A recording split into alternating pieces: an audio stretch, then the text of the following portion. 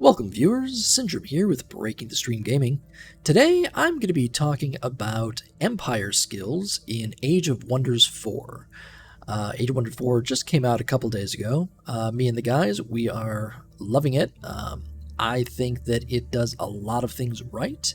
I think there are some things that Age of Wonders 3 and Planetfall did better, but overall I'm quite happy with it. I'm quite happy with the customization. That there's a lot of depth to your options in this game. There are just a bunch of things that you can customize and come up with very, very different play styles, which is really nice. So today I'm going to be talking about this Empire development screen here, and I'm going to be kind of rating the 6 different trees in how powerful I think that they are. Basically, the way these work is based on your starting society type and based on your tome picks, you're going to get a certain amount of Empire affinity every turn. So, for example, right now I am playing, I think it's High Society with the Tome of Roots. So that's giving me 4 nature affinity and 2 order affinity off the bat. So I'm growing the nature and the order trees starting off, and then you have the general tree down here, which everybody gets, and it's just the sum of all your other affinities. So this one always maxes out first. But let me go ahead. I'm just going to do these in a clockwise circle, starting from the Materium tree, and kind of give you my evaluations of each of the skills. And if you disagree with anything I say, feel free to leave a comment. Like I said, only been playing this game for a couple days. We didn't have early access to it, so we got it on release like everybody else. But I'm happy to have a discussion about how other people, how other people are rating these skills too. So Materium involves a lot of things, at least in terms of the tomes themselves. A lot of stone-based things, a lot of production-based activities, things like that. So your first skill here, military engineering. Outpost cost minus 50% gold. That's 50 gold base to build an outpost, I believe. I don't think it affects their upkeep, but it might. I'm not 100% sure. So minus 50% gold and take 1 less turn to build. I think that there are 2 turns to build normally. I do know there's a way to get them automatically produced. I'm not sure if there's another skill maybe that I was stacking with this one to do that, but anyway, pretty decent. I like to use my outposts as either claiming resources before building a city, or as kind of forward outposts when I'm out and about in unfriendly territory, just to give myself a little bit of friendly space to rest my army up substantially faster when they're taking damage. That works really well in conjunction with nature, but I'll come back to that later. Overall, I'd say the skill is pretty decent. It's cheap, 50 Imperium cost. Really, if you're getting Materium points, no reason not to take this. And I'm going to be saying that a lot about a lot of skills. Consolidated industry, it's pretty good. City stability is not nearly as important as, say, happiness was or morale was in Age of Wonders 3 and Planetfall. The reason for that is that low stability, yes, it does reduce all city income by, I think it's 10, 20, and then 50%. High stability only boosts food and production. It also improves draft too, but it only says production here. Every other game has always increased your gold and mana equivalent production for happiness. So it's kind of disappointing that they did away with that, but it makes me less inclined to focus on it.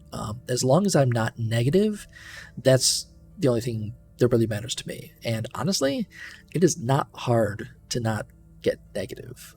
You could build, almost every faction can build a tavern and then a bathhouse that give plus 20 and 40 respectively. And I mean, unless your city is getting up to just an absolute monstrous population, it's really not going to be an issue. So, I mean, if you don't have anything else to spend the Imperium on, yeah, go ahead and take it. But otherwise, it also makes for some kind of awkward province placement, just because you really need to group your similar provinces in the same spot, and sometimes the terrain just doesn't let you do that.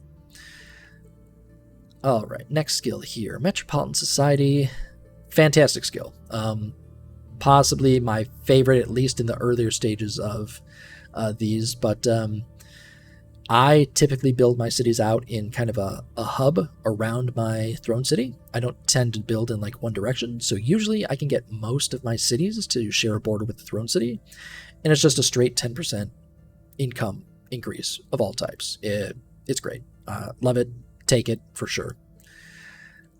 Next one, you've got a double tier here. Materium mining is, warsmithing. Mines grant 10 draft. That's great. Every city should probably have 2 mines, so that's an extra 20 draft. That's significant. It's relatively inexpensive. Definitely take it. Ready the armor. It depends, I guess. I mean, the breastplate of the champions are a really good item. 2 defense, plus 20% damage, and plus 20% critical, with melee attacks. I do tend to play melee heroes, but I usually use them in more of a support role. So, I mean, like I said, I'm going to be saying this a lot. If you've got the Imperium, go ahead and get it. But if it's a reach, not the end all be all. Special districts. So special province improvements grant 5 extra gold. It's kind of low impact.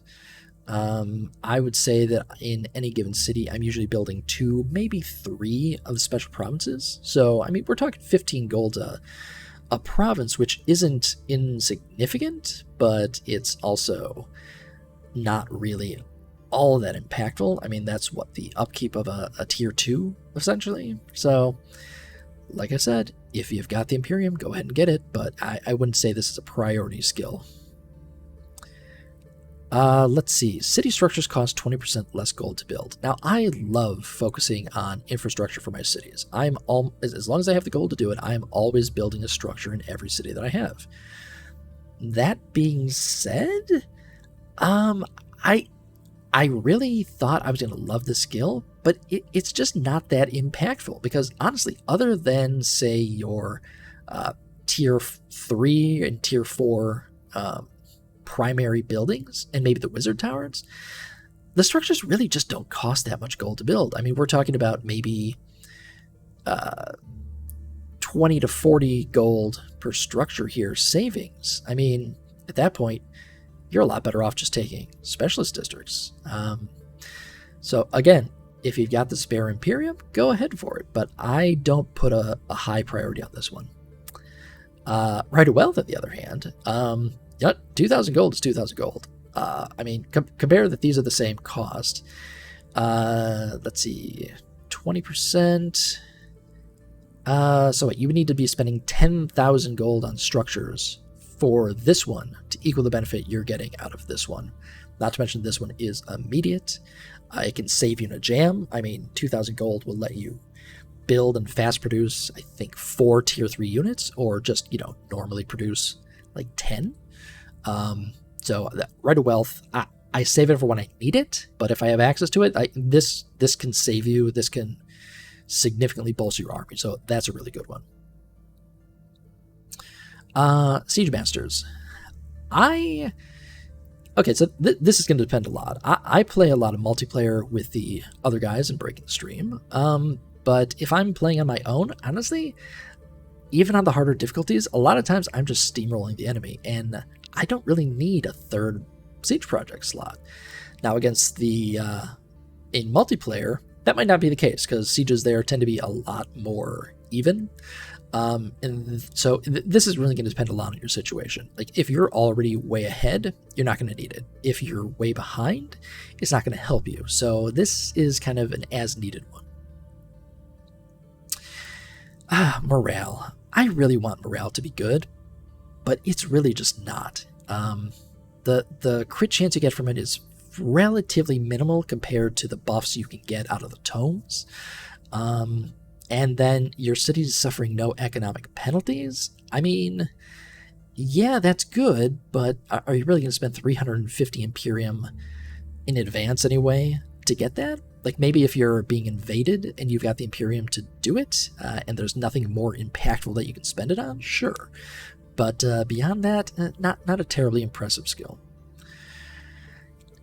Rite of the Dreadnought. All currently active units permanently gain 1 defense and 1 resistance. I am a huge fan of things that you can't get anywhere else, and this is something you can't get anywhere else. Just a straight, flat, permanent 1 defense and 1 resistance on all of your units. Not sure if it affects heroes. I assume it does, but I'm not sure. Yeah, I mean it's amazing. That's a great one. Resourceful Vigor. You know, this is something that I kind of wish they had in the game just innately. Like, a lot of games in the past have had that. If your units don't move, they heal faster. Ultimately, we're talking about, if your units are completely stationary, 16 for your basic units and then 24 for your very fast units. It's okay, but I mean, I don't understand how this one is so late in the game. So for a point of reference, Nature gets a flat 15 additional hit points per turn in Friendly Domain. Granted, that is in Friendly Domain, but just dropping down an outpost with Military Engineering here means that you can bring your Friendly Domain with you. So I mean, if you're already this far in the tree, and you're having issues with your army taking damage, yeah, take it. But otherwise, I think the Imperium cost is just too much for what you get out of it. And then the Capstone. Easily the best part of the Materium tree if you've taken enough Materium books to actually get this far. Unit upkeep is reduced by 10% per rank that unit has. So we're talking 10 to... are there 5 ranks? 6 ranks. I think it's 5. 10 to 50% upkeep reduction that you can't get elsewhere, and I think that stacks with other upkeep producers. Yeah, you take this if you get it. It. Honestly, for all of these, if you get to the end of the tree, you should probably take them. Yeah, so overall, Materium it's a little bit underwhelming. I mean, there are some standout skills. Military Engineering, just because it's so cheap and handy. Metropolitan Society, and then probably Rite of the Dreadnought and Rite of Wealth. Those are probably your top ones, I would think.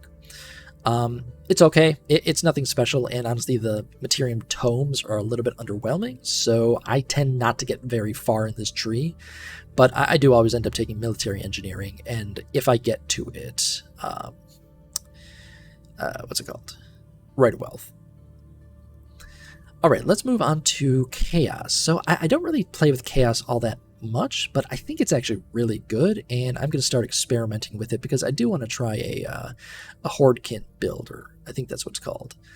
So let's see here. The first skill, defeating an infestation grants you a unit based on infestation defeated. So in general, I would say that free units are always really good. That being said, infestations are kind of few and far between, I feel like.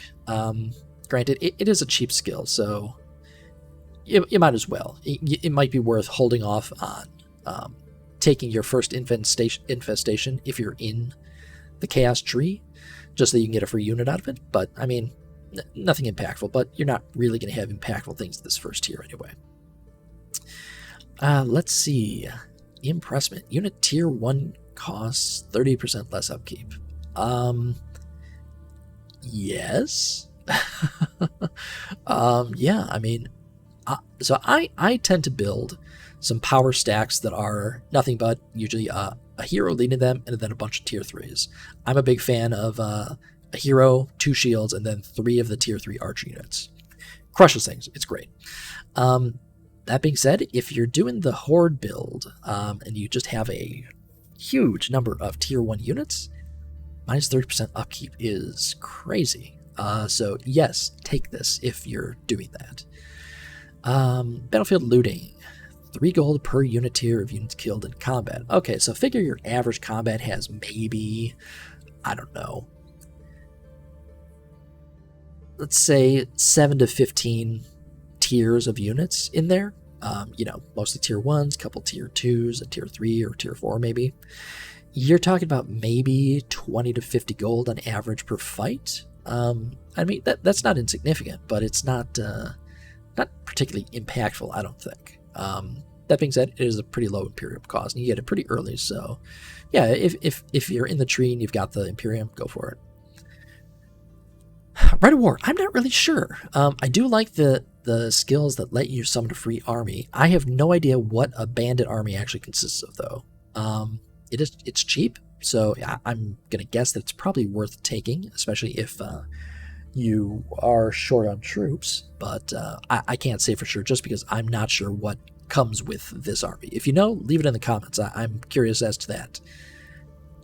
Let's see, Lure of the Horde. When you win a battle, you have a 50% chance of getting a tier 1 or tier 2 that can be produced in city. Yeah, I mean, like I said, I like free units. Over time, I'm sure that you're going to get more units out of this than you are out of this. And you can get tier 2s out of this. So yeah, that sounds really good to me.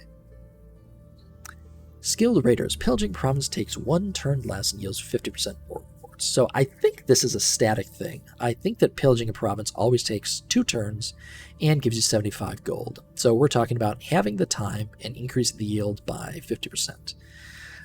Pillaging units are also healed for 20 real hit points, not temporary ones. It seems pretty good. Pillaging, in my experience, is not something that happens all that often, especially once you've reached this deep into a tree. I tend to find that by this point, there aren't a ton of unaffiliated free cities left. And as far as impact goes, I mean, the healing can be nice, but that's kind of a... I think that only one unit can actually technically pillage a province. Because if you go onto a province and pillage it, I think the first unit in the stack is the one that loses its movement. The others don't. So I think that only that one counts as pillaging. So really what we're talking about is cutting a 2-turn process down to 1 and increasing it by about 30 gold. So, I mean, it's not terrible, but it's kind of bad, I think. It comes up infrequently. It doesn't really matter all that much. I'd put a pretty low priority on that one. Raising cities grants 1 population to one of your cities for every 3 population in the city that was raised. So average, I'd say you're going to get 3 population to one of your cities. That's pretty good, except that raising cities happens even less than pillaging provinces does. Yeah, I mean, I guess if you're focused on one of the civic traits that really emphasizes having a single city, so your Signs of... No, not Signs of the Dark. Foretold Destroyers, I think it's called, or what's the other one? There's one that gives you a tier 3 unit, but your city cap is -2, something like that. I mean, in those cases, yeah, this could be pretty decent, but otherwise, I think that the raising and the pillaging, it just happens too infrequently to really be really good, is all I'm getting at. Writer Chosen Warriors, your cities gain 500 draft this turn. Yeah, I mean, 500 draft is a lot. That is, what, about a tier 3.5 in every one of your cities? So if you're already producing one, it'll finish it and finish the next one. You still have to pay the gold for it, which makes it debatable compared to, what is it? The right of the last stand of the general tree, where each city loses 1 population, but you immediately summon 3 tier 1s. Honestly, for the Horde, this might actually be better because you don't have to pay the gold costs. But, you know, in a pinch, this could really be a game changer. Just because you could get a lot of higher ranked units out of this, which could be a big surprise for an invading army. Huge. This one's huge. Tireless Marchers. Force March costs 50% less mana and inflicts 50% less damage. That's amazing. Being able to... The mana doesn't really matter that much, but the 50% damage to your units, that does. Being able to quickly move your armies around the map, and then once you get to the end, I don't know, maybe drop down a quick outpost and maybe heal your units quickly. I could see that being really, really good. Yeah, so this one I would definitely put a high priority on. Man, like I said, raising cities just doesn't happen that often. I mean, I guess you could kind of farm it, like build a city, release it as a vassal, go to war with the vassal, kill it, do that again. I don't think that would be very gold efficient, but I just don't see another way that raising cities is going to happen often enough, especially since this is at the end of the tree. So, yeah, I mean, if you get here and you're rampaging through enemy territory, I mean, at that point, you're kind of rampaging. You don't really need more gold income, but I digress. not particularly good, especially not for the cost and the location of the tree, I don't think. Destined Conquerors. The Golden Mana, that's pretty darn good, and the Grievances are good too, but it's just so dang far down in the tree. I guess if you're doing a single player, like large map against a lot of enemies, yeah, that could do it. I guess if you're playing 1v7, that would do it, because then they're all automatically at war with you off the bat. But otherwise, I mean, I don't know. I don't see it. I don't see it being that good. Again, I think these Raising Cities ones would be so much better if it was a more common event. I just don't think it is. Gaining a tier 3, yeah, that's really good. You know, this one actually might be worth that farming thing I was talking about. If you take all the Raising ones, build a city, release it as a vassal, and then kill it,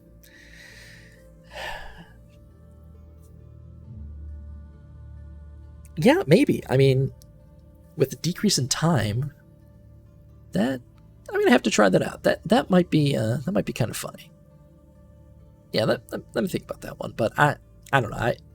On its own, I don't think it'll be all that impactful just because of how far in the tree it is and how infrequent an event this is. I would think that in most cases you're going to be better off just releasing as a vassal. Your throne city loses 1 population but immediately summons an extra strong Baylor. I like it. Unit permanently gains 1 hit point of damage when killing an enemy unit. Yeah, that's fantastic. Great capstone. I mean, the Baylor is one of the better. I think it's one of the better tier 5s.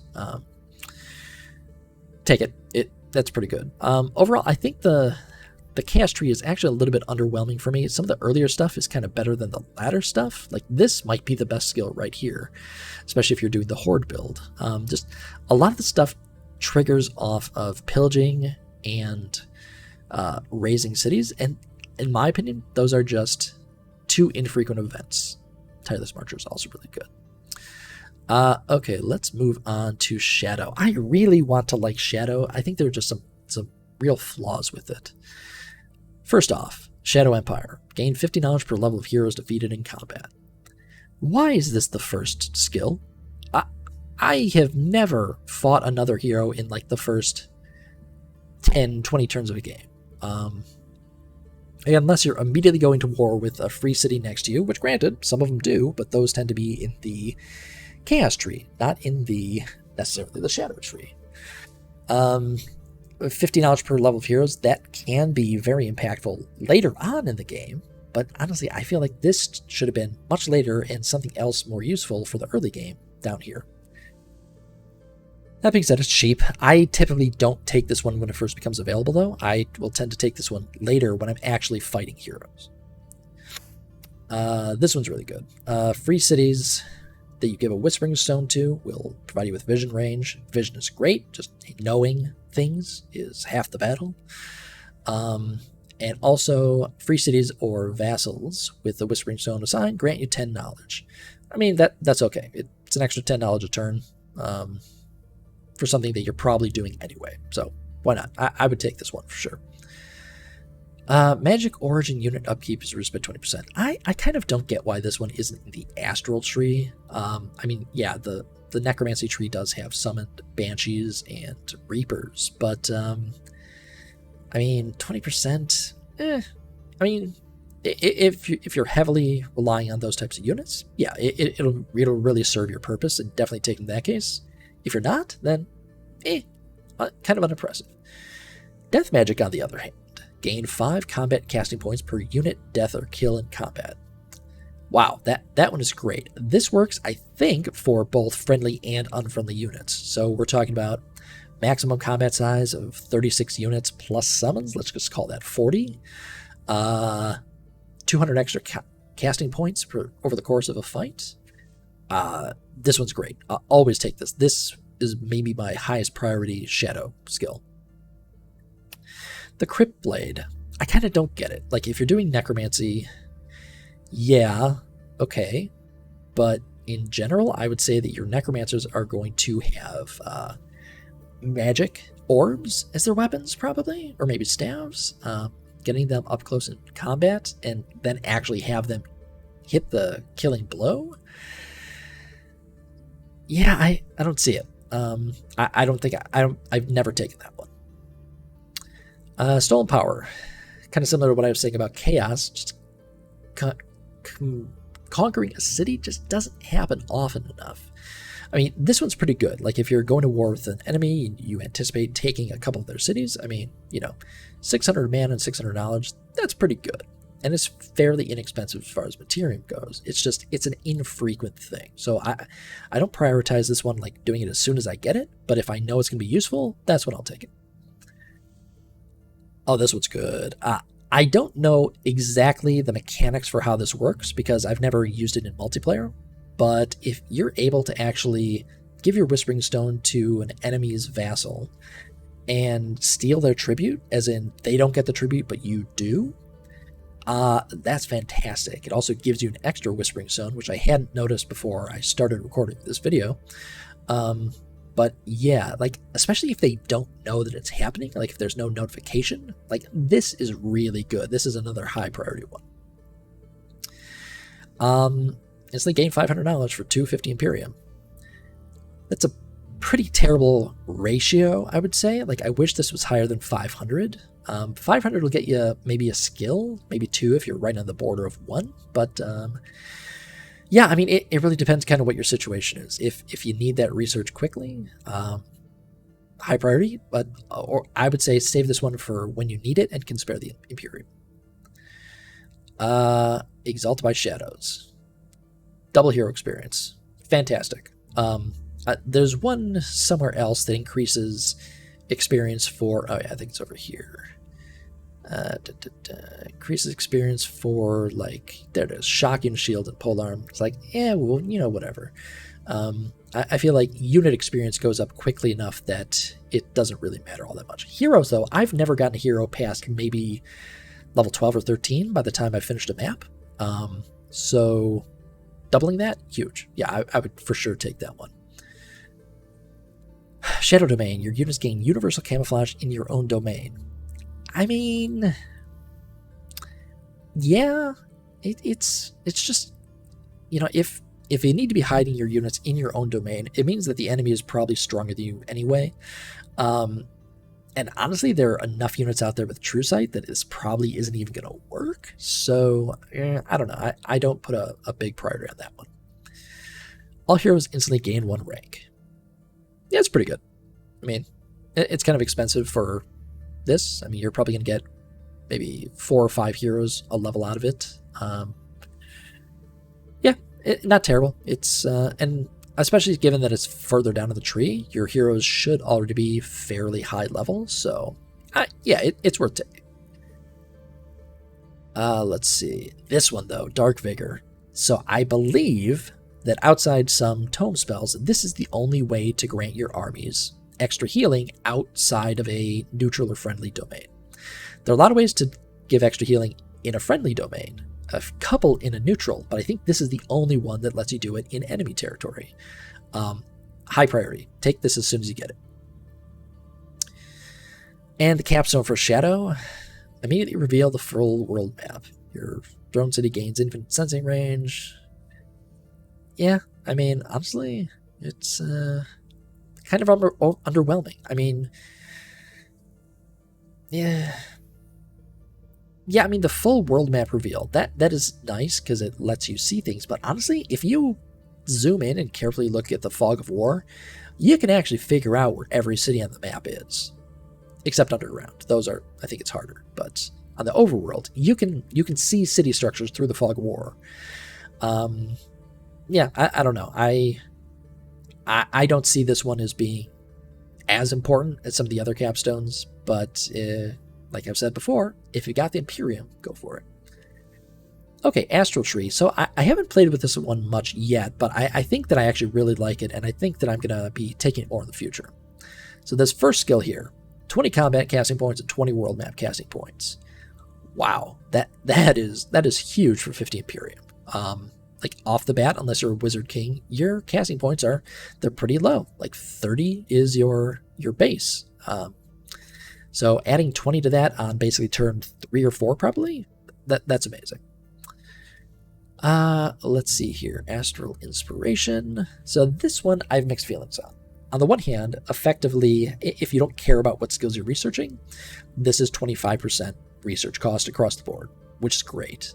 On the other hand, unless you're specifically locking certain skills to research later, which I didn't realize is something you could do. I did not notice this little lock icon here that lets you lock a skill. Oh, well, I probably should have done that. But anyway, you lock it, then you can shuffle your research and keep that one. So unless you're like heavily manipulating that, I don't know how important this is going to be, but it's cheap. You get it early. Why not? And speaking of locking and shuffling skills, this is how I found out that locking was a thing. The next skill up here is 50% less cost. So locking seemed to only be 20. I don't know if that is based on the tier of the skill that you're locking, but that doesn't particularly sound all that important. And then research structures costing 50% less gold and production. I mean, there are only a couple of those, so honestly, this one is unimpressive to me. This one, on the other hand, huge, especially if you're a Wizard King, can cast 2 spells. Yeah, I mean, this is great. But across the board, take this as soon as you get it. Okay, so this one is most comparable to the Right of Wealth. 2,000 gold for 250 Imperium versus 1,000 mana for 150 Imperium. So honestly, I would weigh 1,000 mana way above 2,000 gold. And this one costs less and you get it earlier. So that's amazing. Honestly, this one might be good enough to take it as soon as you get it rather than kind of when you need it. Let's see. Gain knowledge whenever a unit gains a rank. I don't know. This one could be really good. It really depends on how much knowledge you gain. And I haven't seen this one in practice yet, so I can't opine on that. It seems like it could be okay, though. And for something like this, where it is based on a unit ranking up, the sooner you take this one, the better. So if it is decent, I'd say take it as soon as you can get it. Let's see here. Casting combat spell reduces the cost of all other combat skills by 25% for 2 turns. I'm assuming this does not stack, but it seems really good. And, you know, if you're playing in the Astral Tree, you're probably a heavy caster. You're probably a Wizard King. So I would say take it as soon as you get it. So this one, summon an army of magic origin units with low maintenance at your throne city. So of all the kind of army generating ones, this one I think might be the best. I'm not 100% sure what units come with it, whether it's just like tier 1s or if it's tier 1s and 2s, or if you have a chance of getting like the tier 4s and 5s. I doubt that, but the fact that they all come with low maintenance, which is not something you can ordinarily get, I would say this is probably a higher priority than the other unit summoning ones. All right, let's see here. Okay, so this one, I'm pretty sure that this is $15 per turn. I hope, because otherwise it's pretty god-awful. Yeah, I mean, well, maybe. I mean, on average, you're going to have, what, like maybe 10 materials in your empire? No more than 20, I would say. So, I mean, if this is really just like a one-time thing, so you're going to get, let's just say you have 20 materials, 300 knowledge for 300 Imperium. I mean, that's not very good when you compare it to some of the other stuff out there. So I'm assuming the fact that it says that your throne city gains, I'm assuming this means knowledge research, not just straight up one-time knowledge gain, which makes this really good. Because if you do, have 10 materials out there, 20 materials out there, you're talking about 150 to 300 a turn, which actually kind of sounds too good. So it might be, this one's either really, really good or really, really bad, depending. Fantastic. Take it as soon as you get it. If you're an Astral, you're a caster, this gives you more knowledge and more mana. Take it immediately. But really, nothing else to say about this. This gets you an extra magic material near each city in your empire. Okay, if this was just in one city, I would say this is pretty garbage. If this is every city, let's just say you've got 5 cities, so you're talking about 5 materials, which, eh, eh. That seems really good to me, especially since the materials can come with set bonuses based on what you get here. So the first one gives all heroes 1 defense, 1 resistance, 10% bonus damage. The second gives mana nodes granting plus 10 knowledge. And the third is plus 10 Imperium income. So, yes, just take it. Take it. It's good. It's really good. It is defended, which is a good thing or a bad thing, depending. But, whatever. Teleportation Mastery. Oh my god. Yes, please. You can use your teleporters as movement shrines. Or, I'm sorry, as healing shrines. And then also, you get 50% of your moves back after using it. That's amazing. And teleporters give 15 mana. That's amazing. If you're making use of teleporters, and other than the final general skill tree, I think that Astral and Chaos are the only ones that have access to teleporters through their buildings. So, yes, this is huge. Take this very quickly. And then the capstone. Magic Origin units gain 3 ranks. New Magic Origin units gain 3 ranks. That's fantastic. Since Astral relies so heavily on summoned units, having them all come out 3 ranks higher, this might be my favorite of all the capstone abilities. Let me just check these ones here. Yeah, I think this is my favorite of the capstone. I think it's the most impactful towards that playstyle. So, huge. Order. I don't play a ton with Order, but let's see here. Destroying infestations or conquering free cities. That is not a particularly... It's really good for a certain playstyle, and it's not a common enough event for this to be hugely impactful, but it is the first skill, so that's what you get. Free Whispering Stone for 75 Imperium. Take it. It's great. Take it even if you're dipping it. Whispering Stones, I think there are only like 3 ways to get them. This is one of them. Vassals grant 10 gold tribute. It's pretty decent. If you're vassalizing a lot of cities instead of claiming them or raising them, this can really add up. And it's cheap, but only so impactful it's going to be.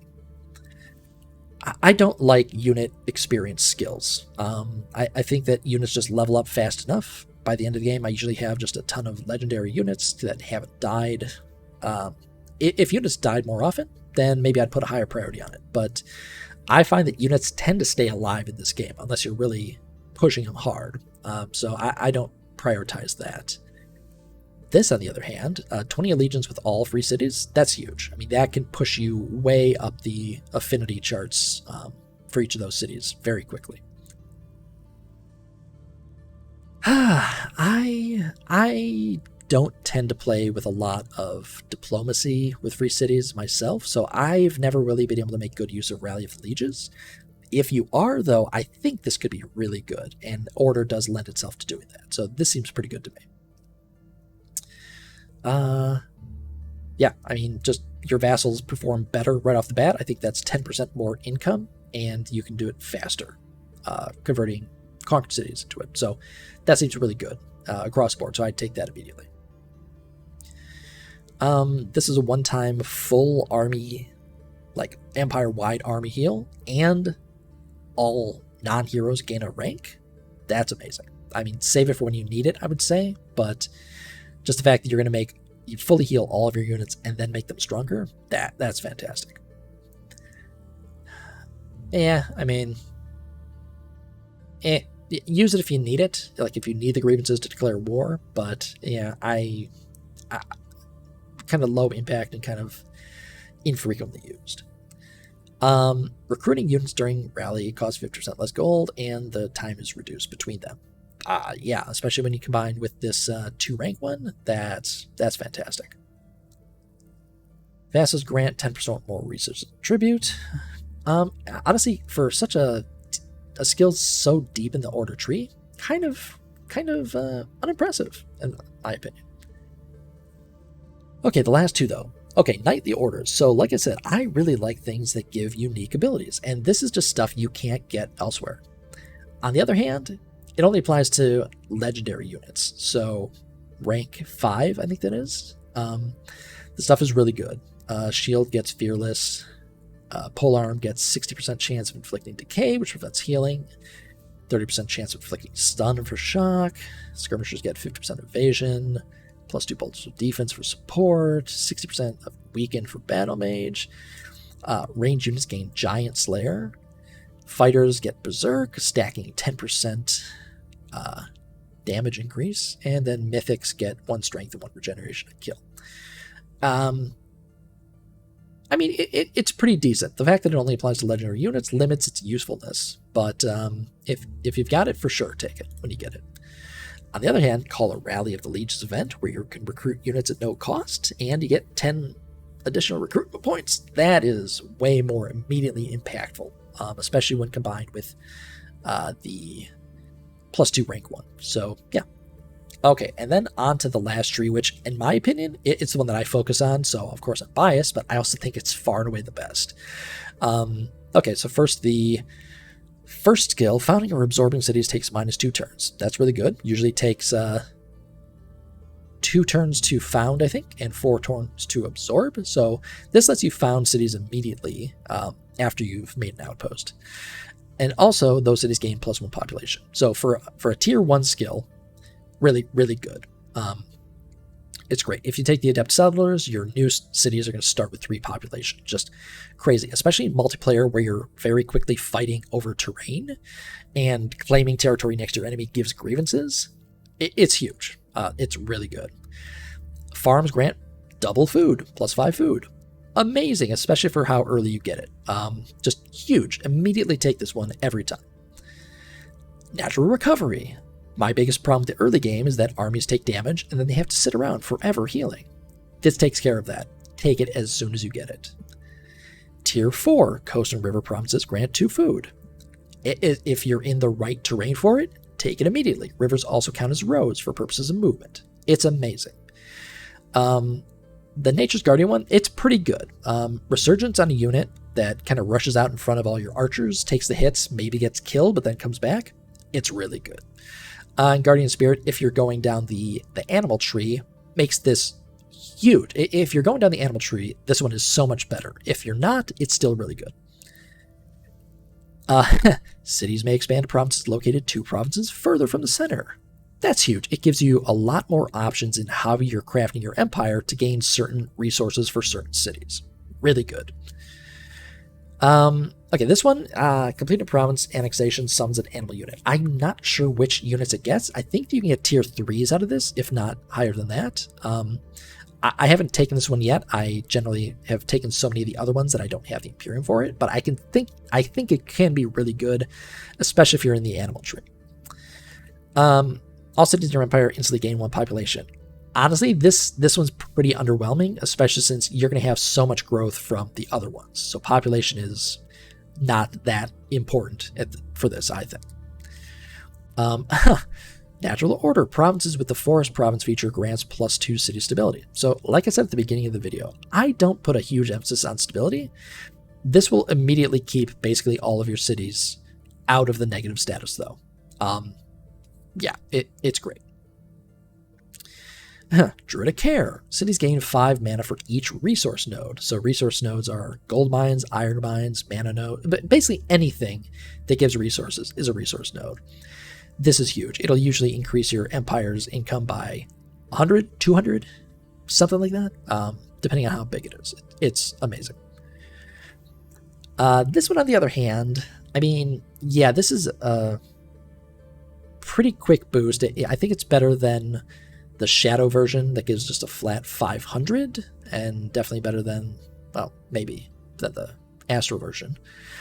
But it's just going to be 1 or 2 skills that you get out of it, which can be really important depending on what you've got going, but use it as needed, I would say. Movement cost for friendly units in your domain is reduced by 2. It's great on the defense, but typically that's not how things really go. So I don't put a high priority on this one. And honestly, for a capstone, this one is really disappointing, given how good the rest of the tree is. New population requires 50% less food. Yeah, I mean, that's really good. But by the time you get this, your population's already grown so much that, if anything, you're probably going to be running out of places to annex. Not really with the +2 province one, but it's not as impactful as some of the other ones. The general tree, let's just go through that real quick. This one is a necessary skill in a lot of maps. You need it to go over water. Simple as that. This one I only ever take if there's an enemy that's burrowed into the ground and is hiding down there. Then sometimes I'll take it, but ordinarily I don't bother. Increase the city cap. This is a scaling one. I know the first 3 ranks are 200, 500, and then 800 Imperium. I'm not sure what it is after that. I assume it goes up to 1,000, 1,500, something like that.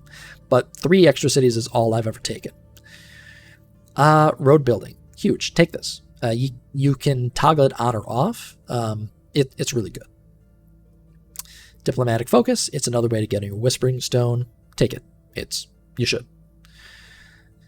Right at the last stand. Each city loses 1 population, immediately summons 3 tier 1 units. That can be great offensively or defensively. Use it as needed, especially if you're playing nature and you have a lot of population spare. It can just be really good. Let's see. I don't really care about this one that much. I've never really prioritized sensing range. Generally, I only deal with things if I can see them, and I haven't really gotten surprised yet, so I don't know. Force March. This unlocks the ability to do it. It's kind of hard to use it just because your units take 50% damage, I think. 30% damage. And become exhausted. So it's not ideal. If you've got the chaos skill that reduces the damage, that could be really good. But yeah, I mean, take it if you need to get places quickly. Extra Siege Project slot, like I said before, in multiplayer, that can be really good. Against the computer, you kind of don't need it. Teleporters, though. This one, I take it as soon as I get it. I set up a teleporter in the central hub of my empire, and then I will build an outpost wherever I'm kind of attacking, turn it into a city quickly, because I've got this and this, and then I'll immediately build by a teleporter there, and suddenly I can immediately teleport my armies directly into enemy territory. All right, and that's it. So if I'm going to rank these, I'm definitely putting Nature Affinity at the very top. I think it's so important to the early game, and really you get so many impactful abilities that I think it's clearly the winner. Second place, I think I'm probably going to go with Astral if you're doing a certain play style. If you're playing the mage type, Astral is where it's at. I'm going to say Chaos and Order are about tied for, I'm going to call it third place. They really both each lend themselves to a specific play style. Heavy diplomacy-wise, heavy horde and raising-wise. Materium, I'm going to say, is next. It's got some useful abilities in here. I'd say this is probably most useful as a splash, instead of going directly to the end of it, especially since the tomes are underwhelming. And then Shadow, I think, is clearly in last place. A lot of the abilities just don't make sense. They're not very impactful. And honestly, the tomes, unless you specifically want to play a Necromancer, which I don't think is all that good, it doesn't really work very well. So, yeah, I'm going to say first place, second place, tied for third, fifth, sixth, and then general doesn't count. I hope you enjoyed the video. I hope you found it enlightening. Let me know if you disagree with anything. I'm always interested in finding out other people's playstyles, strategies, things like that, especially since the game is so new. But yeah, if you like the video, we'd love it if you left a comment, subscribe to our channel. We're going to be playing a lot of this the next couple of weeks, months, and we hope to see you there. All right. We stream every Tuesday and Thursday nights at 10 p.m. Central Time. So take care, and I hope to see you there.